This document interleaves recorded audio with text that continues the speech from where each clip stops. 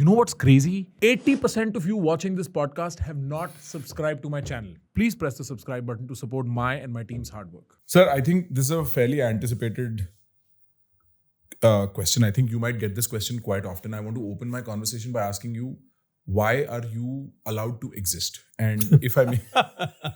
No, sir, because you see, it's a very interesting situation. Not only are you dissent, you're very harsh dissent. And not only are you somebody in the political ecosphere of India, you are BJP royalty. What is so interesting about you? What do you know? Why are you allowed to exist? I am allowed to exist for a different reason from what you've conjectured. I think my friends are all over the world. And some of them being very devoted to me because I was a professor, there was my students, they're grown up, somebody's joined the FBI or something in America like that. I have friends in China.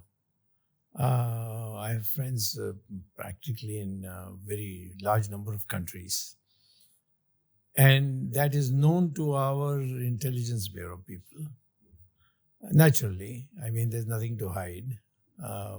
There's no monetary factors involved that they can use against me. But they know that I'm widely respected and regarded, and some of them are obliged also because they've been my students, sort of thing. I think that is the backup that I have, that there will be a furor which would be very difficult for those who take a shot at me. I mean, I see that existentially. Say they cannot do something as a physical harm, right? But there is also, they could just sideline you, they could remove you. And I'm not saying this about the BJP, sir. Even if you're part of Congress and you were a dissent, if you had dissent, like I don't think India as a polity entertains dissent very well, right? And so why are you allowed to be part of the BJP in that case? Why are you allowed to sit on... Good point. I understand your point. Right. If you don't mind my cutting you short. No, sir. Absolutely not. I am the most well regarded in the party for my articulation of Hindutva. And that is what RSS people also tell others. Whatever you may say, he speaks, the youth of India listen to him, get influenced by him. And he has liberated the Ram Mandir by going to court. He has liberated a number of temples in various parts of India by going to court. Consequently, there is a huge support for him at that end. They may not politically support him, but they certainly support him as a man who has done a lot for a Hindu religion. So that factor is something which makes it difficult for any kind of a situation which is not natural. Sir, so you were saying that it's a matter of legacy that sort of provides this cushioning, this insulation to you? Yes. For instance, Harvard professor automatically has a huge network, the whole world. Right. Then my father being a man who was a secretary in the government. They are very. My wife was the daughter of the ICAS. So I mean, the connection is tremendous. So the establishment, so to speak, in India is very well known to me. Many of my students have gone to IAS, right, judges, sure, and so on. I argue myself in courts, and because the judges have respect out of my background itself. Let me insist upon it slightly more, sir, because I think the nature of you as an example or you as a concept in the Indian imagination is still further interesting. I think I don't want anyone to underestimate how harsh your criticism is. Like, I think you are like the kind of stuff you said on Twitter, the kind of conversations you've had with other folk, it's very piercing. And again, I mean, there are probably other people who have connections in the establishment, other people are loyal to, maybe not the same degree, maybe not the same quality either. But there has to be something. And if we talk about legacy, I do agree on the fact that I use your definition of Hindutva when I'm explaining to somebody who's non-native to this land, right? You have provided a very solid modern intellectual spine to the movement in some way. I think it's necessary condition. I'm not sure if it's sufficient still. Like, I think there's still something more. Am I missing something? Or am I looking too deep into this? Well, you see, if somebody wants to do something to me, Why not sideline you from the party? you mean expel me from the party? Expel you from the party. For that, there will have to be a procedure, and there they won't get the numbers. I have very popular in the cadre, because the cadre uses me for, to say Hindutva itself is something which was unheard of, and I have been articulating it, making it fashionable. So it has a huge impact on the cadre. So it can't be done. They can't.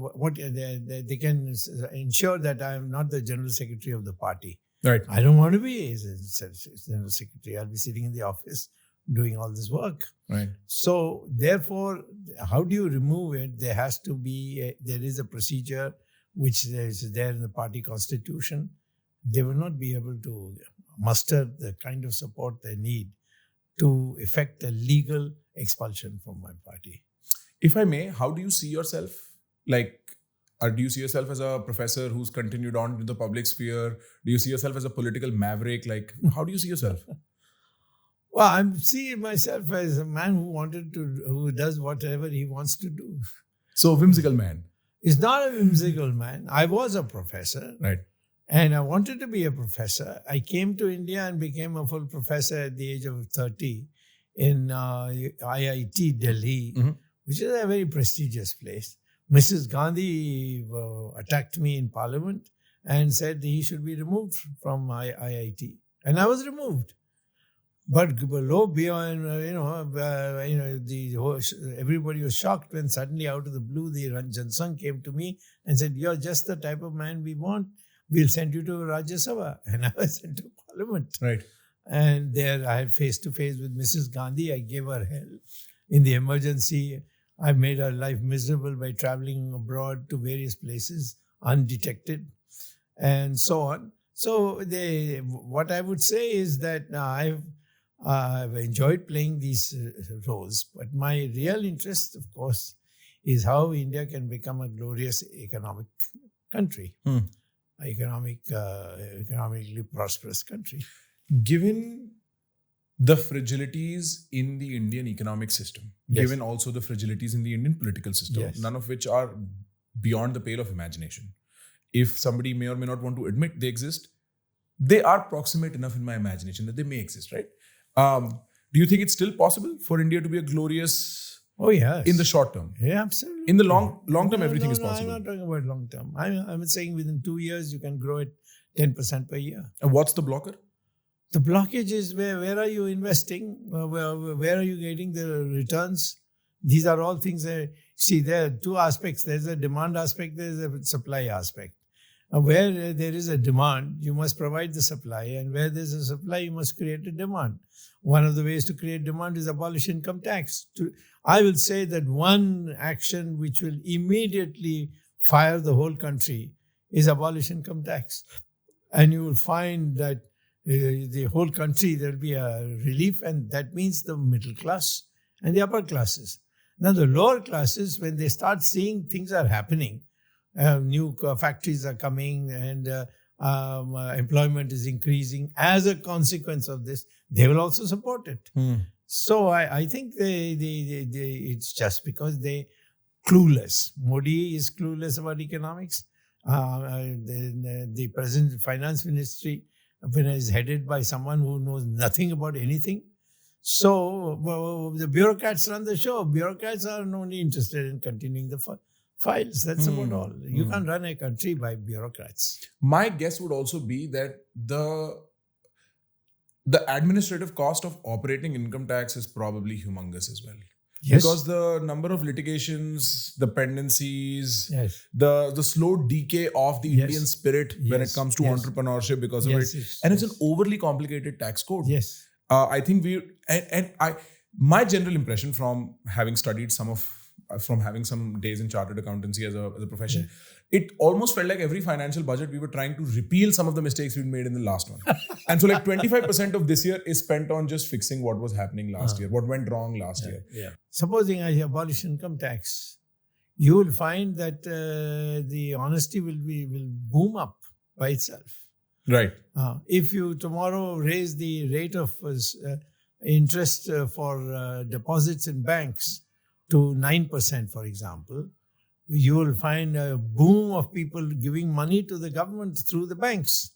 And if you lower the rate of the interest for loans to be taken for investment work to 2%, 3%, 2% is America, I'll say 3% or 4%, you'll find Indian investments going up, booming up. But is it simply just an incompetence issue? It is a issue where when your mind is, can I make money out of this? In that, everything goes negative. So you are saying that the politicians of India are still interested in taking the cream off the top. That's just a money-making enterprise. Correct. It's still not, because the impression for the common man is that has changed. Because who's going to politics in India?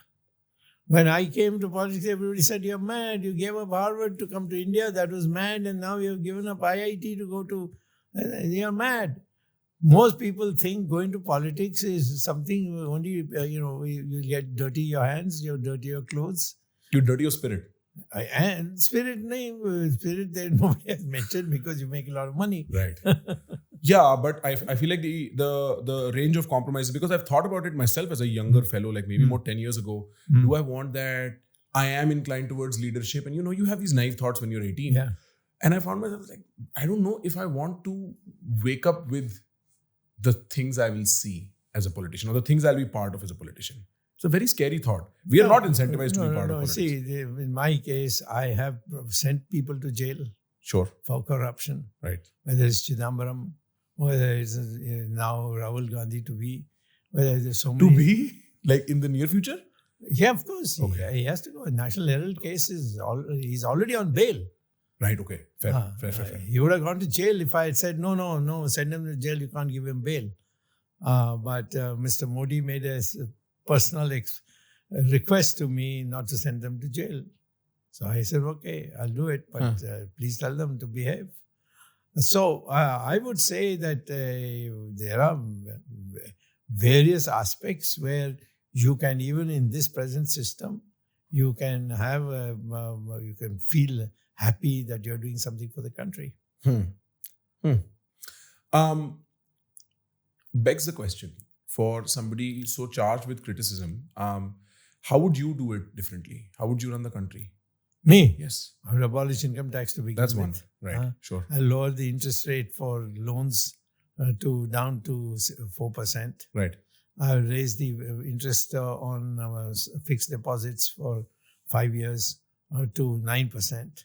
Sure. That's all I need to do. Then I'll go to sleep. And how's about like foreign policy issues? Foreign policy, the issue of foreign policy, I have been a great friend of China. I speak their language. I've written books on their economy. I had students from China at Harvard whom I taught.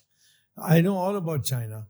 What is China? China, if it sees that you are an equally determined country, they will be very nice with you. But when they find that you have an nincompoop who says that koi aaya nahi, koi gaya nahi, have you heard that phrase of Mr. Modi? I had raised this question in Parliament that the Chinese have entered into Indian territory, which was not previously disputed, the undisputed Indian territory. So Modi's reply was, कोई आया ही नहीं, कोई गया नहीं, ऐसे लोगों को डराने के लिए लोग बोलते हैं. But the fact is they have come and we have redefined the borders to include the Chinese claims, which is being kept secret. We have no pictures? No pictures are allowed. The agreement that we reached in the new border is not made public. You don't get a copy. And if I had to verify that, how would I go about that? There is no way. So I just have to take your word or his No, word. you don't have to take my word. I'm saying you try and get it, whether to tell them that Swami says this, or tell us how to disprove it. Not just to say, oh, he's nobody, that's not enough. Just tell us what is there. I have filed questions in Parliament and they have not answered. This is national security. If the Chinese have occupied your territory, how is it national security? If I occupy Chinese territory, yes, it's a national security thing. You don't want to flare it up. Sure. So there are enough indications to show that these people, they don't even have minimal patriotism. And there is no constitutional remedy to that effect for like. Yeah, but where do I go? Do I go to courts? Yes. It's a long-term process. Mm-hmm. I have matters pending in court. Right. There's no question. No shortage I'm of not that. doing it. Yeah. Yeah. But in Parliament, we don't have the majority. I mean, those who want this matter to be brought in Parliament to be discussed. Modi has the majority, and he says no, nothing doing. House adjourned. Huh. And so there is no civilian way or no journalistic way, no media way to verify the fact that this is because Yes. this is groundbreaking stuff. Yeah, I'm telling you, if today a journalist put out the real facts, that newspaper will go out of business because they have reached a stage where they are dependent on advertisements for survival, and all you do is stop any company from giving advertisements. I feel like, sir, I have to get this out of the way because I'll tell you what, I don't know how probably not as much. But if I go around asking people about you, one of their ideas is Maverick says what he wants.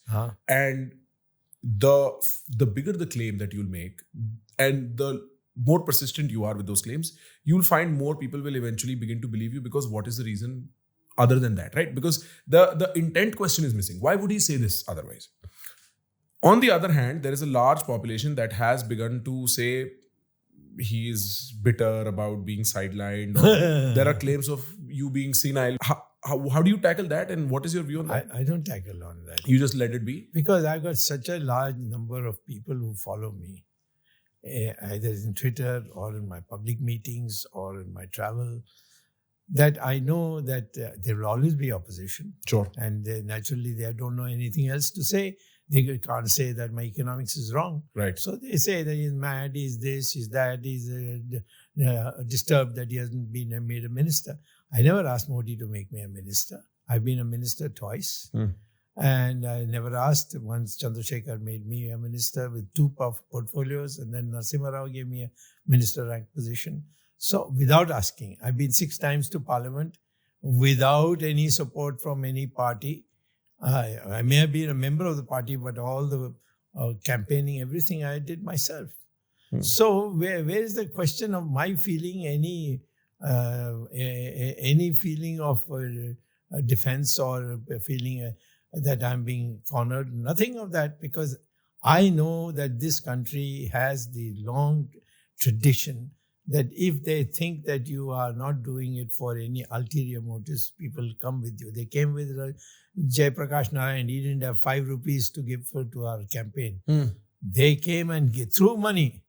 I've seen that in the emergency. I've seen that in many other situations. And I have found that today when I travel around, I'm received like a hero.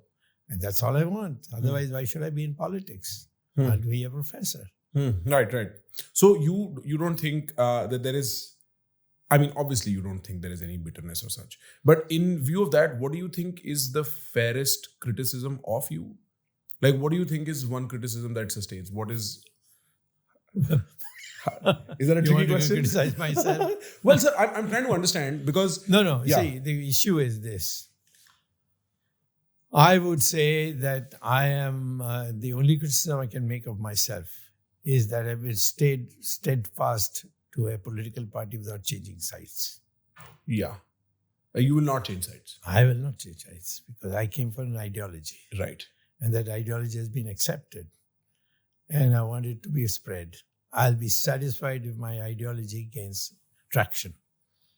But I said, do I want to be a minister? Of course I want to be a minister. Do I want to be prime minister? Of course I want to be a prime minister. But the question of wanting is not a thing driving motion for me. For me, I want policy changes to come about which are easy to do, but the present dispensation don't allow me. And there's a present dispensation has one more disease. They feel that if they let me in, I will outshine them. And therefore, their position become weakened. So therefore, don't allow him anywhere. Why should anybody object if in my party I go and address a party meeting? Crowds will come.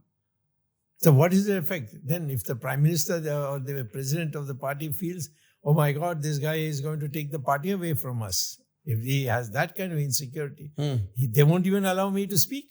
But sir, is that not a tit for tat? Because see, one says that you have insecurity, you've not been made a minister, and you say, listen, what are you talking about?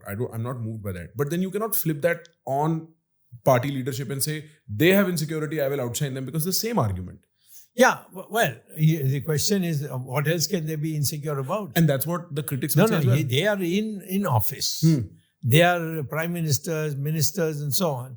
Then why are they paying any attention to me at all? Why should any one of them even say anything about me? Well, because you are, sir, without a doubt, probably one of the strongest voices in the country that sustained this strength for generations. Yes. For generations. Regardless of the fact whether you've From been in parliament or not. 1970. And your I think maverick is a fair word, because you predated any popular support on, for instance, the Ram Mandir, the National Herald, the anti-corruption movement, the emergency. You predated all of this almost as a solo actor, sometimes taking upon personal risk and injury. And so you do have a lot of popular support. But it still does not negate the sort of thing I was coming to. Because let's neutralize the ground. I am a common observer. I'm a 30-year-old, 29-year-old individual who has interest in Indian politics. I want to understand, what is this circus? What is really happening? And I see you who's unafraid, fearless in what he says. Sometimes a little outlandish, because to the common ear, what am I hearing? What is this man saying? Oh my God, is this true? You really begin to wonder, what is my reality? And then a bunch of critics come by and they're like, "Arey yaar, he's been sidelined and therefore he says all this better stuff." And you're like, I don't know. I mean, maybe. So what I'm trying to ask here is, sir, how do you respond to that so that this criticism can either be put a full stop to? No, there are two ways of answering. One is, I've been sidelined if I've asked for something and didn't get it. Sure.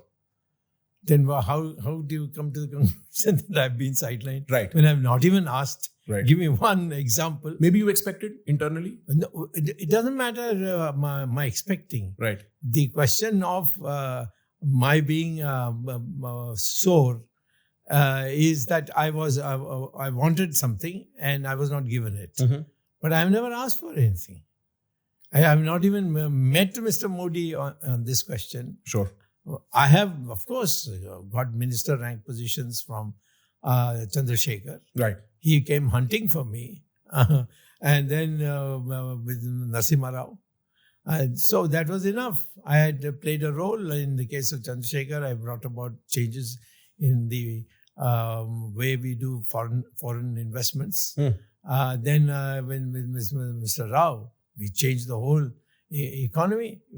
All this socialism and everything went away, and we brought in market economy. I was part of that. So was Manmohan Singh. So was Mr. Narasimha Rao. Right. So the issue of anger, angst, or whatever comes only because I made a petition that I want to be this, and you said no. Right. If I've not even gone to ask for it, why should I feel bad about it? That means I made a decision. It's not worth it. I am of use to them, but they are not of use to me. That is clear in my mind. Are there leaders of your generation Yes. who, well, they were phased out, to put it softly, who were insecure or who did want something and were sore because they did not get it? Oh, there are many, many, many. I mean, I can't name I don't. them The names are off fine. yeah. There are many because I have come with a career in with my background. I can be a professor even today at any time. Right.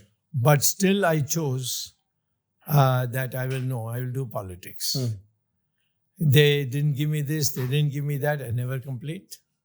I never went to and met Mr. Narendra Modi and said, please, why didn't you make me a minister for this or minister for that? Right. It is true that Modi tried to tell me, I'll make you this and make you that. I said, not to worry. Do what you want to do. And if something suits me, I'll accept. Otherwise, I'll not accept. This is before he won or after he won?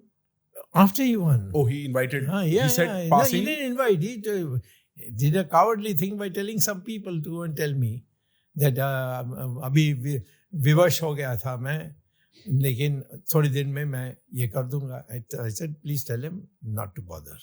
Acha. Because I've already been a minister twice, and there's no charm in being a minister again.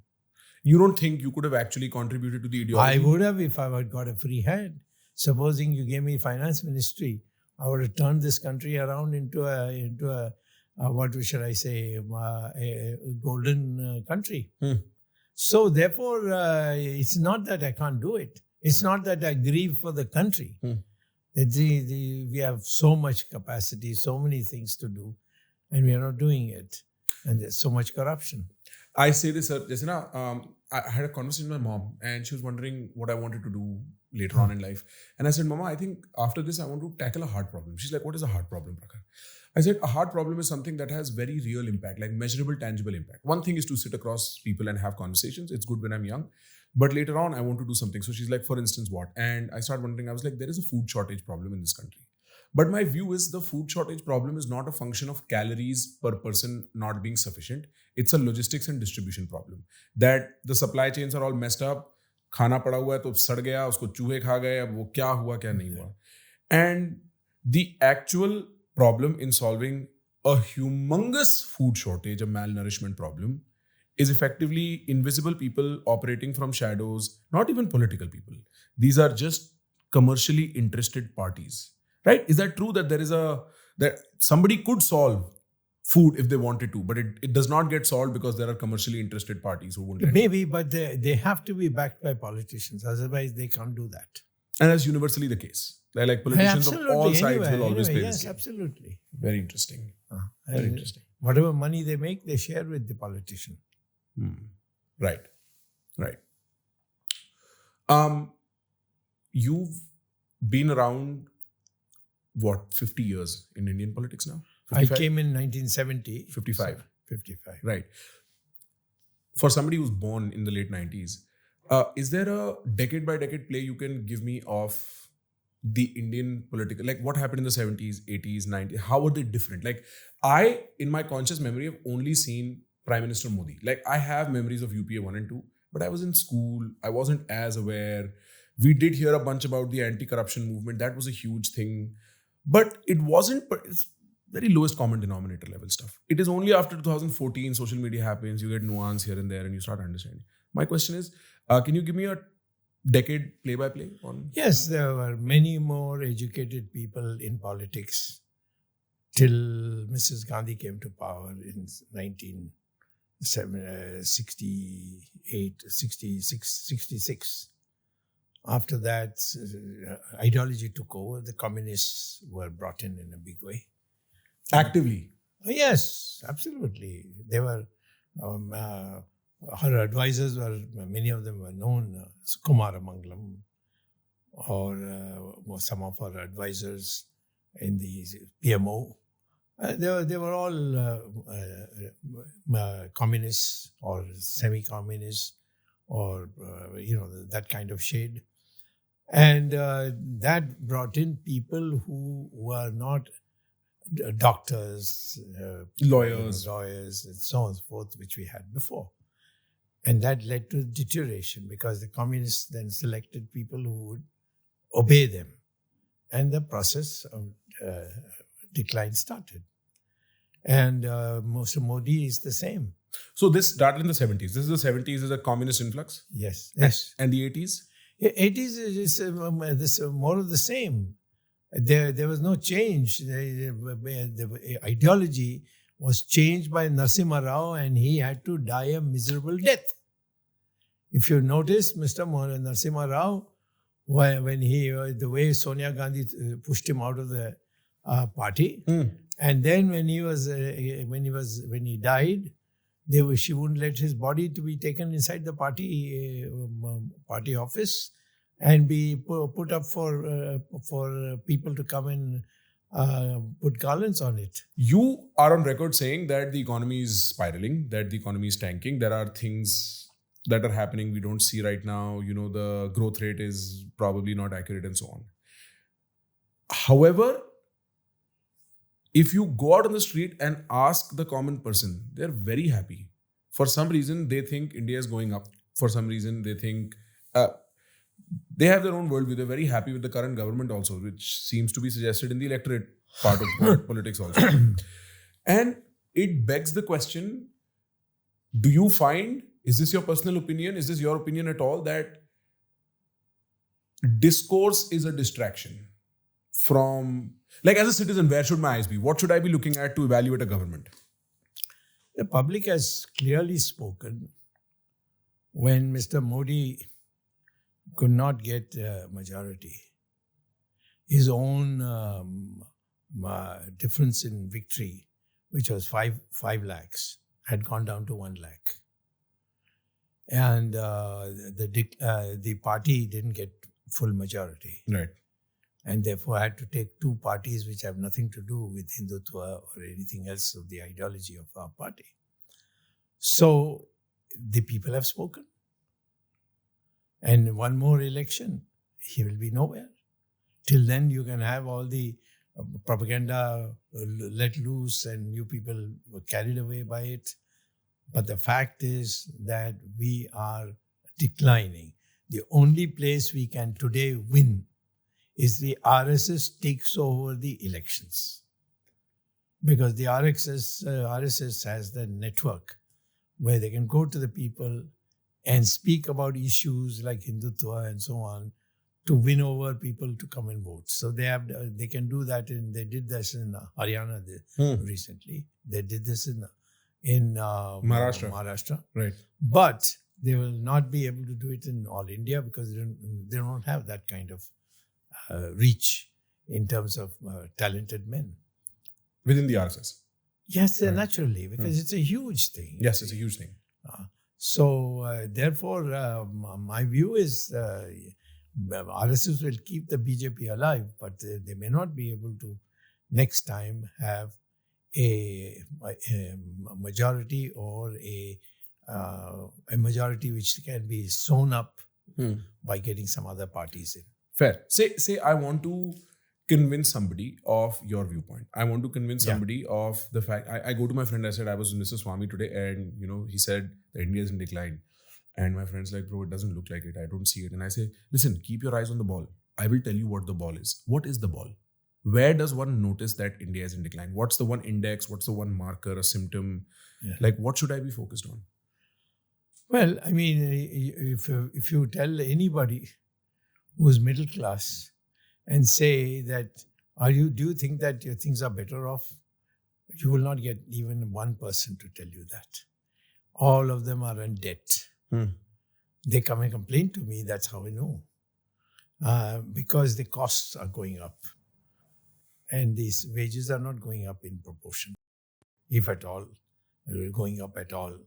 So I don't know who you would be talking to. You may be talking to a very rich guy. He may feel that everything is okay with him. But across the board, the people are getting frustrated. And you may have one on an issue here or there. But notice that we lost the UP. Yeah. Ayodhya. The seat of Ayodhya. In the seat of Ayodhya also. Which is very ironic. And I'm not surprised because they all know that he had nothing to do with Ayodhya. It is I who did it. I was the one who went to the court. I was the one who gave the argument that I cannot have a Ram Mandir anywhere else except here because this is a a Ram Lala Mandir, which means that's where he was born. Right. And it is everybody's faith that Ram was born there. Right. And therefore, the Ram Mandir has to be built there and nowhere else. Which is a very solid convincer. Yes. I have been privy to some very heated discussions in the West around this issue. And anytime I would just say, listen, for me, it's an exclusive issue. It's one place and one place only. Yes. For you, you have a universal issue. You can take your mosque and build it somewhere else as well. Now, we can get detailed about how it happens in the bureaucracy of it and so on and so forth. Yeah. But if you look at it conceptually, my claim is superior. Yes. And that's where it should end. And if you're offering friendship, if Yes. we are allies in this country, Yes. then it should be a non-question Yes. that my Yeah. temple belongs there. No. So I think it's a very good argument. And furthermore, if my faith says that Ram was born here, how can you come and tell me, no, Ram was not born here, he was born in Timbuktu? You see? Especially you who's not part of the faith. That's right. Well, nobody else would say it. Right. So the Indians believed that that's the spot, like in Kashi Vishwanath, that Shiv Bhagwan put the Jyotirling there. People don't know. One of the Rajas of ours, a lady, I forget her name, from Madhya Pradesh, she had come and seen the plight of the Kashi Vishwanath temple being demolished by Aurangzeb. So she said, no use building it here again because they will come and do it again. So she took another place and built it there and said, till we come to power in this country, this is the place you should worship. That Kashi Vishwanath temple is still there, but nobody takes it seriously. The faith is that is the place where the Jyotirling was sunk. Right. And people don't want anything else. They want the Kashi Vishwanath temple, presently occupied by a masjid, should be vacated. And the irony is that a masjid can be built anywhere. Right. There's no such thing as a sacred place for a masjid, Right. except perhaps in one of Mecca, that in Mecca. Makkah. Right. Yes. See, so and what the Hindus are saying, only three. Krishna was born in Mathura, Right. and they built a masjid on it. Aurangzeb built it. Only there. There are lots of Krishna temples all over. Yes. But his Janam Bhumi, Krishna is there. Right. Same thing here.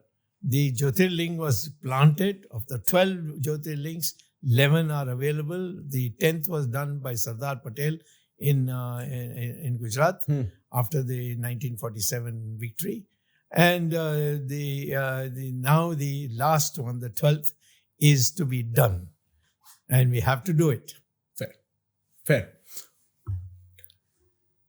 Do you have, what is your view on, who in the current government do you appreciate and trust at all? I have two good friends. Yes. Friends means I can have a Reasonable decent conversation with them. with them. And there'll be warmth when each of us meet. One is Gadkari and the other is Rajnath. Okay. I don't think I have any other. I have been waiting to hear a pragmatic take on this situation that has just occurred. Delhi High Court, the Justice Verma, who's now been sent to Allahabad High Court and probably sent back, and all this money that has been found, begs the question of judicial independence on a superficial level. What do you think is happening there, sir? They are, the Indian judiciary is much cleaner than the rest of India on an average. Agreed. And I would say of the judges that are there, consolidated, 75% are honest. Possibly agreed. And people who retire and then, live very ordinary lives. So in order to paint them all in the same thing hurts me a lot because I know many of them who became Chief Justice of the Supreme Court who are absolutely straight people. Knowledgeable people, wrote down wonderful judgments. Since I myself argue, so I know all these things very well. And I think this is very cheap in our part that some people, and especially crooked people, are hell-bent on painting every judge as someone who can be bought. It's not correct. I said 75% at least are untouchable. And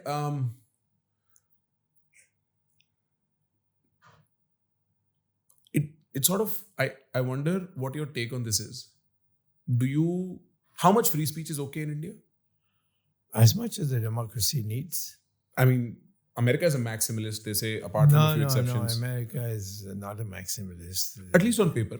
Well, it's not a question of paper. There is a lot of people who suffer by taking a stand. I would say that Indians have demonstrated in a number of occasions in their own clever way. During the emergency, everybody was praising Mrs. Gandhi. The day she declared the election, they all turned against her and defeated her also. That is India. They will not speak, but in their heart they've got this. Sure. We must be a democratic country. We must be fair. Mm-hmm. And when the opportunity is provided, so if you get in our country, say out of 35 states that we have, 20 states which are absolutely clean, I will tell you that the people will themselves come out and see to it that those who are trying to corrupt it are exposed. At the moment, they are afraid to. They know who's corrupt, who's doing what. But they are afraid that they have children, they have a family. So they keep quiet. What I understand, sir, from what you're saying is that time delivers justice in India. Yes. But I do not see how that's a virtuous thing. I think that's a corrective It's not a thing. virtuous thing. The question is, if you take a stand, like I have taken a stand, Right. Time will redeem you. how many people will be telling me I'm nuts, I'm crazy, I didn't get a job, a ministership? Right. Sufficient people would be saying that for now. So then, Right. it means your society is not for it. So when you reach a situation where the overwhelming society will praise somebody who is stood up for the truth, Right. then you will find no difficulty in this country. Fair. But let me take you back to the question. My question was, let me start off by asking you this, right? Without a doubt, Yes. you at 80 are much different from me at 30, right? Our aspirations for the country are at least slightly uneven and different, right? And when we are young, we have 50 years ahead of us, 60 years ahead of us. Fear is a different monster altogether. Yes. Now, we also live in a country where most of the public positions are manned by men that are much, much older than I am. Yes. Probably closer to your age. Yes. And that difference plays itself out in how we decide to govern our polity. Me as a younger fellow, I'm scared, and I'm in the business of expression and speech. I'm scared of what I might end up saying that I may not even intend to be saying, that may then be carried on and dragged on in the public and my family be threatened. And I cannot wait 6 years to be redeemed, sir. I cannot wait 5 years to take a stand. This may not even be my fight. I accidentally fell into this. And it begs the question about virtue, which is, how must the Constitution rate expression and speech? Is it a priority? Should it be made secondary for something else? And what are your conceptions around it? Well, first of all, if one succumbed to your helplessness, Sure. then nobody will fight for you in the frontiers of India. Fair. And when you go there to fight, you know you can get killed. When the wife says goodbye, she knows that he may not come back. Right. But for the sake of the country, they do it. Now, hence, therefore, this constant repetition that, how much can you bear, how much... I would say if the society began extolling only those who stood, I did not stand because I have no guts, but I saw somebody who did, I will praise him. I will speak for him. And so, if that was there, it's enough. But that's not going to be organically the case. Why? Because media narratives... India has, if you go back in history, all the heroes who lost, we praise them because they stood. So to your point, this is actually a very good example. Because for people who stood, Bose is somebody who stood. Yes. But if we see, by and large, Gandhi is somebody who gets more virtue associated with him. And I'm not saying I'm either a Gandhian or a Bosian, or if there is a dichotomy there, but there are sufficient people who say actually Bose got us independence and not Gandhi, right? There's a proper intellectual That's being an behind it. extreme. Right. That's probably an extreme and probably a way of making a point. My larger point is there is a way in which popular support can completely bend the information that gets to the masses, and they may not necessarily respect somebody for standing up. You may find that to be the case with yourself currently, that you are not there is sufficient people who don't stand besides you for standing up because the media tells a different story. So I'm saying it's not organically the case that a society will necessarily respect people who stand up. No, they may not stand up. Yes. But I should be of this fiber that I don't care that they didn't stand up. After all, if I look back in my classmates, I'm the only one who has been to Parliament 6 times. I'm the only one who has been a minister twice. I'm the only one who has who lives a life which is comfortable compared to theirs. So why should I Get hero status. Get upset that this I'm not being respected by a bunch of people, that I'm not a minister? I'm telling you, in a history, there are examples after examples, people who have not been ministers when they became famous. Winston Churchill became a minister much later. Sure. But he was all the time speaking about Hitler. And he was condemned. They made fun of him. But in the end, he became the hero. So that is what has to be educated. When you go on telling people, no, play safe, you will end up in this, you will end up in that, you must think of a career.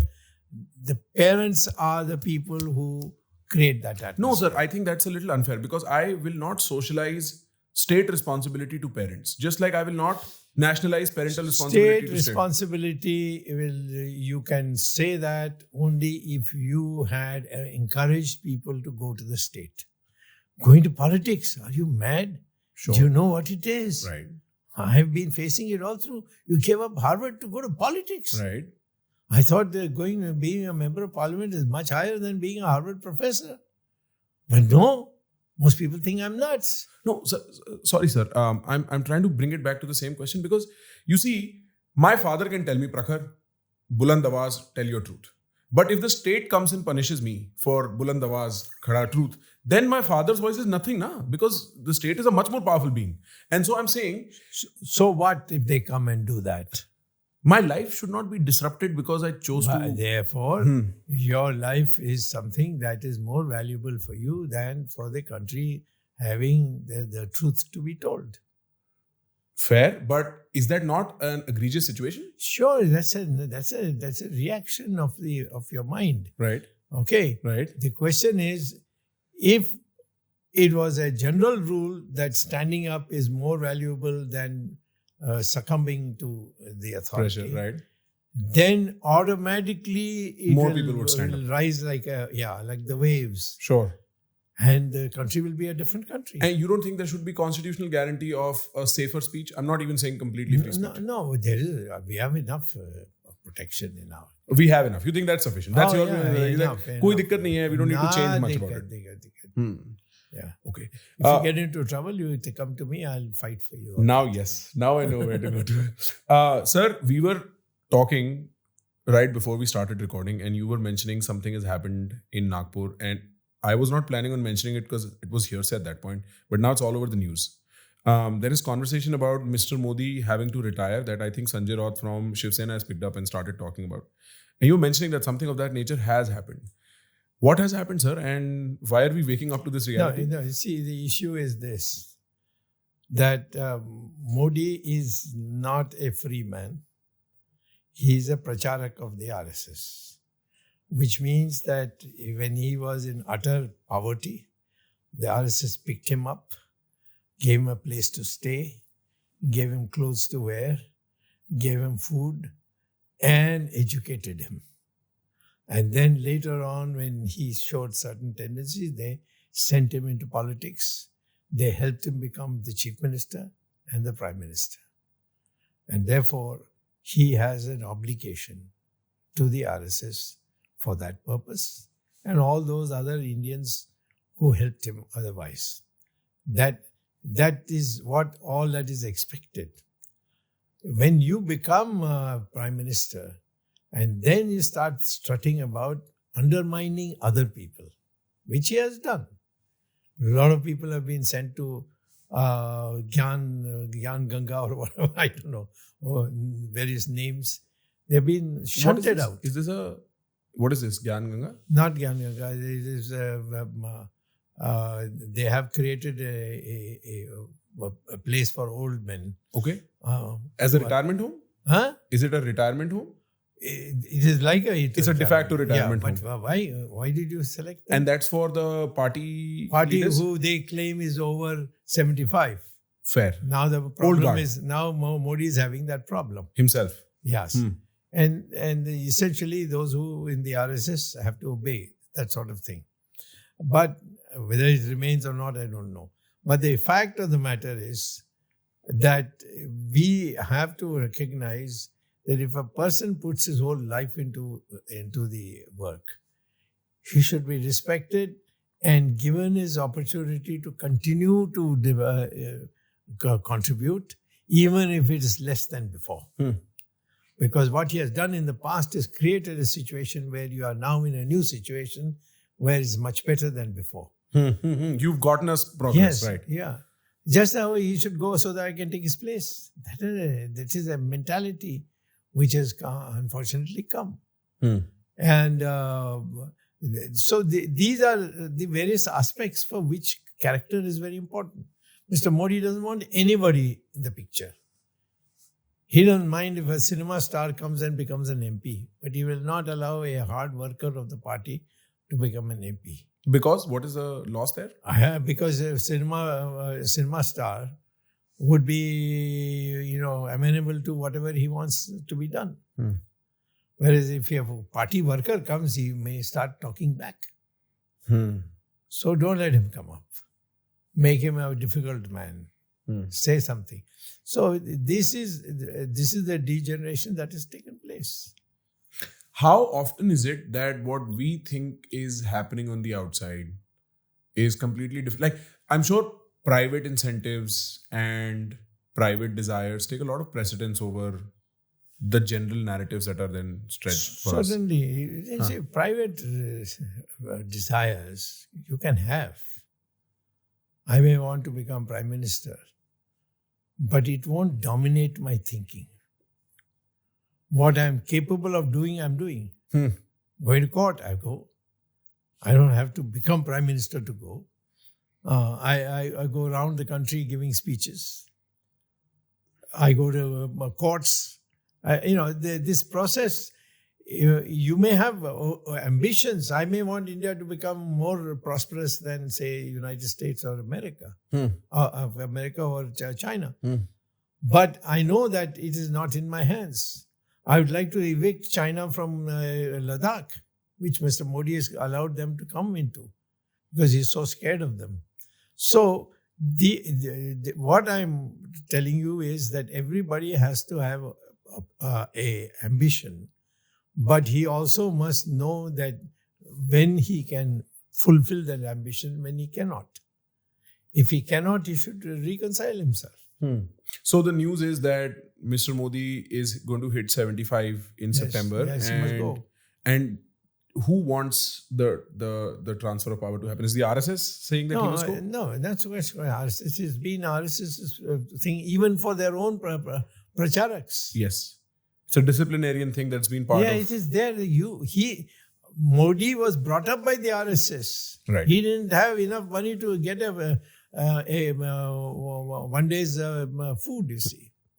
They built him up, they sent him to school, they projected him, he became, but like everybody else in the RSS, he has to follow the 75 principle.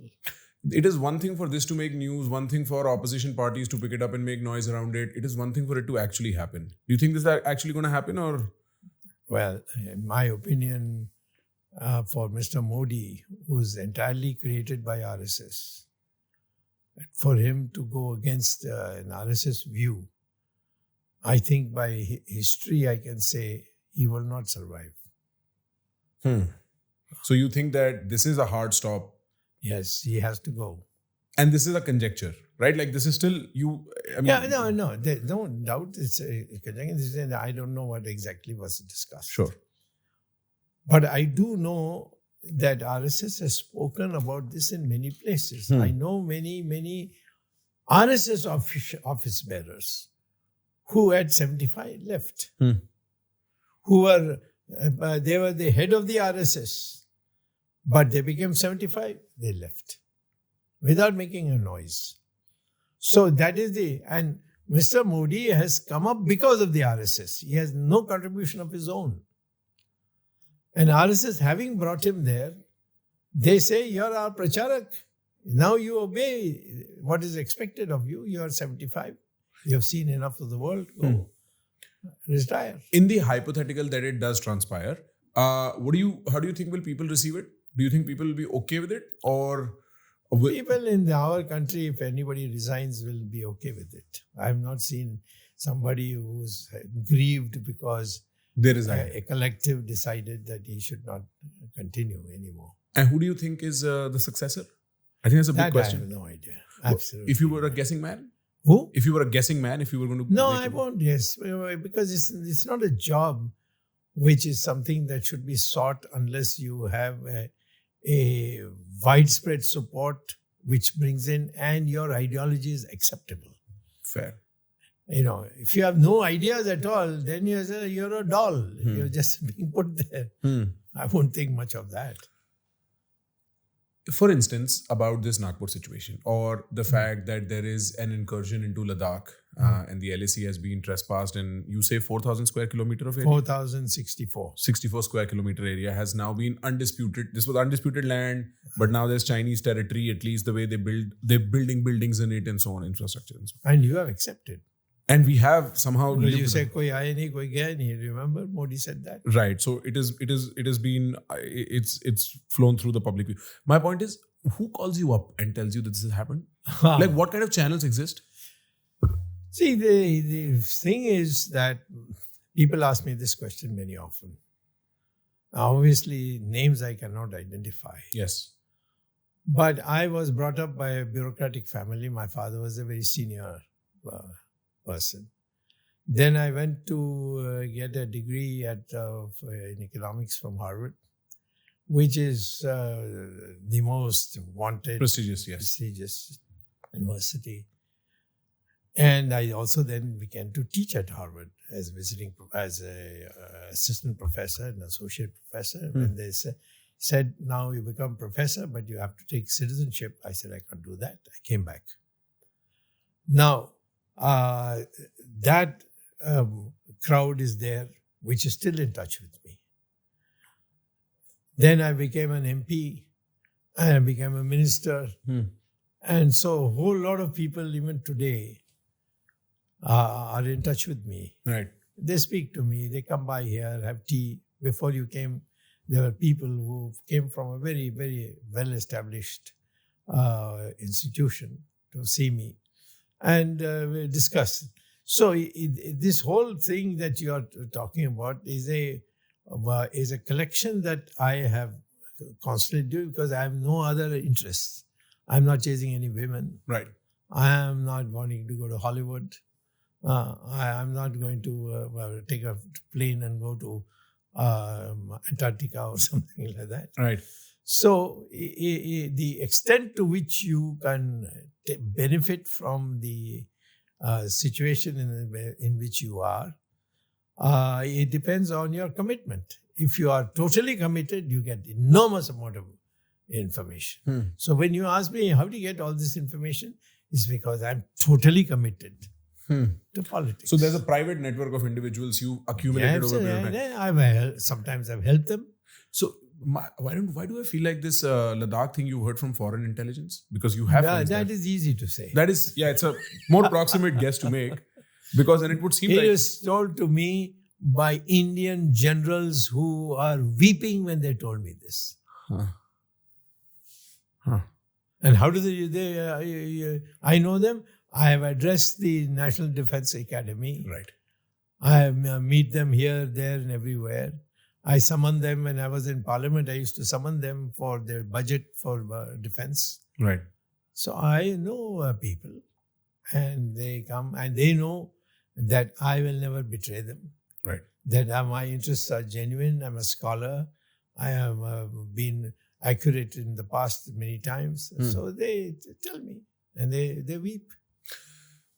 To run, I think one of the most unfair things we can do to our psyche is compare ourselves to Pakistan today. Like, Indians love that sort of wound. They like to scratch in it. And it's so pointless because probably the only country evidently poorer than us in all aspects. Like, it's a 1v1 that Pakistan lost. There's just nothing left there in my opinion. But I think a better thing to do is start looking upwards and probably start comparing ourselves with the United States or China or Russia. And, it has begun to happen. It's an organic process that is happening. Question one is, how are we related to America today? And not just comparatively, but what are our relationships? You've made comments about that. It seems from the media appearance that Modi and Trump are very good friends. Is India and America in an alliance? Are we part of some kind of a conversation? Well, first of all, let me tell you about Russia. No sensible, sane person will want to have any comparison with Russia. Why? It's a dictatorship. Fair. It's a crude dictatorship. And I wouldn't abhor any idea of being closer to Russia than we have today. And certainly even today, it's too much. We are still friends with Russia. We are. Right. We are. And I'm saying that's wrong. Should speak up. What they're doing in Ukraine is disgusting. We have to speak up for it. Second, as far as the United States is concerned, their society is a one-dimensional materialistic society. Agree. Ours is not. Sure. We have values. We care for our parents. We care for our children. And we meet very often together. Theirs is a society purely on materialistic terms. Ours is not really material progress, but we also have spiritual aspirations. Fair. So that we therefore have to be sure that we are good Indians and not think about this or that. Fair. Yes, we were looted first by the Muslims and then robbed off royally by the British, and we have picked ourselves up, and we could have gone faster. We picked the wrong ideology, but in the end, we are moving in the right direction. I can see that the psyche of the American or the Russian political system is not something I'd like to compare myself to. However, I think Russia does phenomenally well militarily, and I would hope to have a strong military to prevent myself from I don't know which military you're talking about. It's not the case? They are unable to overtake the Ukrainians. That is true, and I wonder why that is. What kind of military is that? In the first day, Putin said, in 3 days, I will take it over. Right. It's It's been 3 years, yes. No, 3 days. Yes, and since then, it has been 3 years. Yeah, that's right. Yeah. It begs the question, really, but Yeah. popular news that you hear is that Russia is extremely militarily powerful and probably don't want to... not at all. Okay, but Americans And are... many of their generals are shot because they conspire. Yes. Yeah. America may not be a spiritually even awake society in many ways, but they are materially very prosperous. And I don't know about that. Well, people are very well provided for. Well, I don't know. The cracks are not as big as they are in the Indian Well, society. these are all your presumptions. Well, I have lived there, sir. You may have lived there, but you obviously wouldn't have been able to go to every corner. Yes, of course. And you would not have got the statistics, which they completely doctor. But you cannot say that... and what do you have to give up for that? Even supposing we have to, I agree with you that people are better off than they were before. I'll say, but what did you give up? There was one person who was killed. At least he died in jail. Was agitating only for democracy, and Putin put him in jail, and then he died in the jail. That's an animal's existence. No, I hear you. It's still like, I mean, okay, let me start one by one. First of all, are India and America friends right now, or how are the relationships? India and America cannot be friends if it is Trump and Modi. They don't get along? Because no. Modi is he genuflects before them.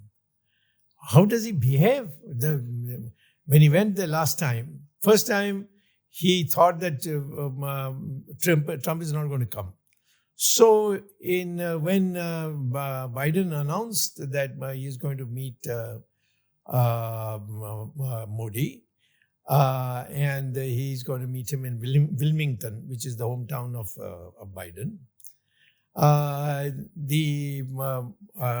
Trump then made an announcement. Oh, he's my friend. Modi is my friend. I'm going to meet him too. And Modi openly said, no, I am not going to meet him. He said no to Trump. He publicly said he will not meet Trump. And after that, Trump is playing the game of cat and mouse. He brings him, makes him look like a joker on the platform. And he has not taken him to his own house to give him dinner, which is the first thing he does with anyone he thinks well of. And he is making a joke of whatever he's doing for India. Look at this cut in the taxes that he has advocated.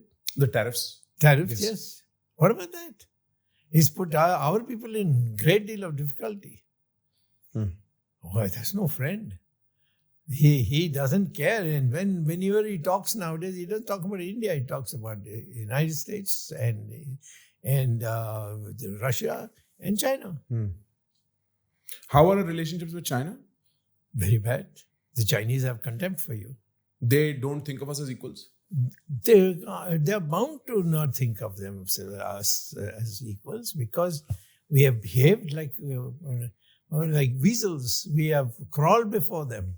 We have given them whatever land they wanted. And we have drawn a new line which they are not publishing. I don't know why. They won't even give it to Parliament. Where the Chinese, all that Chinese wanted, they've got for this round. You generally think Chinese are reasonable people to deal with, or should they be kept at arm's length? If they know that you are somebody who is tough and nationalist, they will. I went to China and met their topmost man called Deng Xiaoping. And I'm talking of 1981. Right. If you go at that time, you'll see. And I told him when I had a meeting with him, and finally he said, "Is there anything I can do for you?" I said, "Yes, open the route for Hindus to Kailash Mansarovar." And he said, "I've never heard of this." Then his officers told him that this is a mountain, which is a holy mountain for the Hindus. So then he said, "There's not enough, roads and all that." So I said, "But how much time will you require to build a road in China?" So then he laughed and he said, "Okay, promise me you'll go first." I said, "I will promise you I'll go first." And he opened it, and till today, with all the ups and downs, Kailash Mansarovar route for Hindu pilgrims only, China has provided. But you still won't, I grew up on the idea that never think the Chinese are your friend. They might look like it. I'm not asking you to be their friends. Fair. I'm not asking you to be thinking of them as friends. I am saying be give and take. Fair. You tell them what you want. If they give it to you, then you ask them, what would you like from us? But if they say, no, we can't give you this, then we say goodbye. And how's about the Chinese model? You were saying that Russia is a crude dictatorship. All dissent is punished. Modern gulags or whatever might still exist. China famously is this weird mixture of single party dictatorship but not quiet, and communist but capitalistic control of capital. What do you think of China as a model? China as a model I would never touch as an Indian. But I will say what China has done is they have controlled the people through the communist methodology. But they have given freedom to open shops. They have given freedom to import things from Hong Kong and Japan, so on and so forth. And they've allowed, that is the normal economic issues. They have given them freedom. And by that, the country has bloomed because the Americans are obliged by buying many of the things. For example, the clothes. The Americans bought from the Chinese in a big way. Right. And the Chinese also serviced them the way they wanted, whether it's a coat, pant, shirt, underwear, whatever. They also produce refrigerators slowly. Then they have not been successful on motor cars, but cycles But they're coming up fast on motor cars too. may. Yes. But I said not yet. Not yet. So the question is that Americans are clever enough to know that someday or the other, China becomes prosperous, we will be the target. So they take what they need most and keep the Chinese in good humor.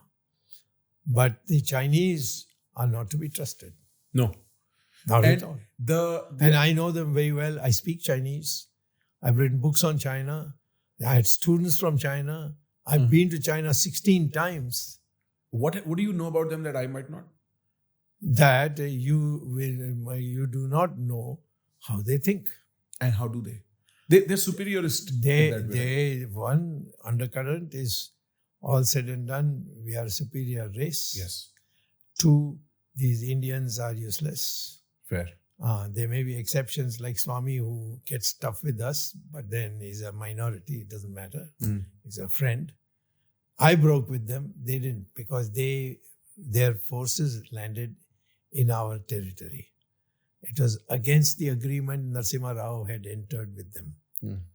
That this is the Line of actual control. It will not change. Right. Modi has surrendered to it. I have heard that China, for instance, has a lot of control over the Canadian Parliament, right? The Russian, you said famously that Russians are stooges of the Chinese at this Yes. point. China has a lot of infiltration in Nepal. Now I see Bangladesh speaking China stone suddenly. Yeah. They do have these coercive methods. Yes, they do. Huh. So why are you sleeping? Why is the Nepalis who are Indian in every way, why are they going with China, not with us? Because you don't know how to treat a small country. I hear you. And so, as far as the citizenship of China, like the citizenry of China is concerned, I've always wondered, and I've asked a few of my Chinese friends, what does it feel like to be in a place where you openly know that, listen, you cannot say a certain few things, you cannot say this or that, and there's limited. And one of my more articulate Chinese friends says, frankly, day to day, it's not really even an obstacle. We just continue living. That's fine. We are very invigorated by the way China makes progress. And it really begs the question, is that an alternative that you would trade in to if progress was to come at the cost of these sort of individual freedoms? Is that worth it? No. No, not at all. That's not worth it. It's a bogus alternative. But they've done very efficient management of capital. The way they've laid out sort of even their... Certainly. They have a long history of being able to do business. They've been doing business in Singapore. They've been doing business in Hong Kong, in Taiwan. And so there's no doubt in my mind that they are people of... But to say that be happy with this and you will not get your freedom, that I'll say is a sellout. Because it will only one of these days they will shut off even the economy. Because the economy, they have built it to the point where the state can do what... Kill switch. They can kill switch it. Yes. Right? Yeah. Yeah. They can fuse it. Then you're sitting at home. One day they will come and pick you up and take you to a jail. So you exist at the state's mercy. Absolutely. Effectively, yes. It is something that is like what we have seen in many books and cinemas, you see. It's George Orwell had written a book on that. Right. This is an Orwellian nightmare in its typical sense. Sir, I have one last question for you, and it's sort of a flip. Is there any question you might have for me? I've been asking you questions for such a long time. Well, I mean, You don't have to have a question, sir. It's just obligatory. I have no questions at all. Is there a suggestion? No, there's no suggestion. You're a smart guy and you have a good memory from the way you have recalled things. Thank you. So I think you'll go a long way. I'll try, sir. And I'm always available whenever you want an interview. Yes, sir. Thank you so much. I appreciate that very much. This has been absolutely fantastic.